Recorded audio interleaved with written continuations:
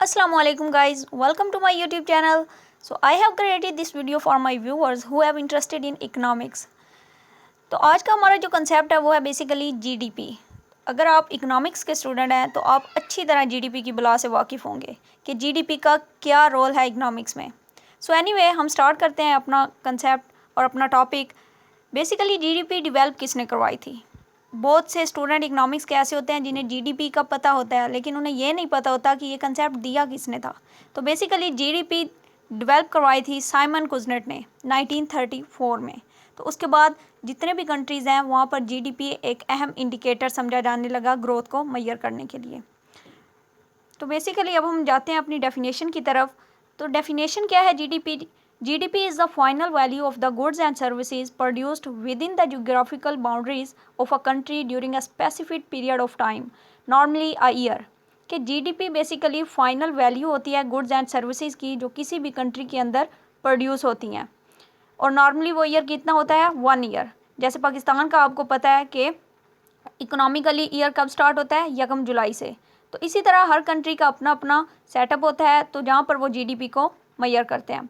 GDP growth rate is an important indicator of the economic performance of a country. कि किसी भी country की economic performance को देखने के लिए जीडीपी सबसे अहम इंडिकेटर है। तो अगर पाकिस्तान की बात की जाए 2020 को सामने रखते हुए तो पाकिस्तान जो सा है वो 23rd लार्जेस्ट वर्ल्ड है in terms of purchasing power parity. कि पाकिस्तान की इकॉनमी 23rd लार्जेस्ट है वर्ल्ड में परचेजिंग पावर पैरिटी के हिसाब से, एंड 42 लार्जेस्ट है in terms of nominal gross GDP, nominal gross domestic product. तो इसके बाद अगर देखा जाए तो आपको एक एग्जांपल से समझाएंगे कि जीडीपी बेसिकली जीडीपी को हम किस तरह मेजर करते हैं। जीडीपी को मेजर करने के लिए 3 अप्रोचेज यूज़ होती हैं। 1 is production approach, second 1 is income approach and the third 1 is expenditure approach. तो बेसिकली ये 3 बेसिक अप्रोच हैं जो जीडीपी को मेजर करती हैं।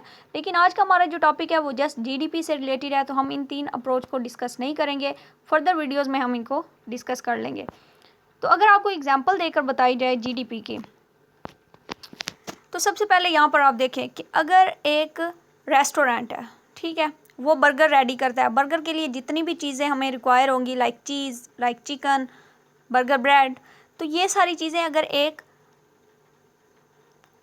अगर एक फैमिली परचेज़ करती है, अगर एक हाउस होल्ड परचेज़ करता है तो वो जीडीपी में शामिल होंगी। Means that chicken, cheese and burger bread अगर कोई फैमिली परचेज़ करती है, कोई सिंगल हाउस होल्ड परचेज़ करता है तो वो जीडीपी में इंक्लूड होंगी। लेकिन अगर जीडीपी देखी जाए रेस्टोरेंट के हिसाब से तो अगर कोई भी रेस्टोरेंट चिकन, चीज़ और ब्रेड परचेज़ करता है बर्गर को रेडी करने के लिए तो वो बेसिकली जीडीपी में शामिल नहीं होगा, बल्कि जीडीपी में क्या शामिल होगा, एग्जैक्ट जो बर्गर रेडी होगा। मीन्स दैट जो इंटरमीडिएट गुड्स हैं किसी भी चीज़ को रेडी करने के लिए अगर वो हाउस होल्ड परचेज़ करता है तो वो जीडीपी में इंक्लूड होंगी।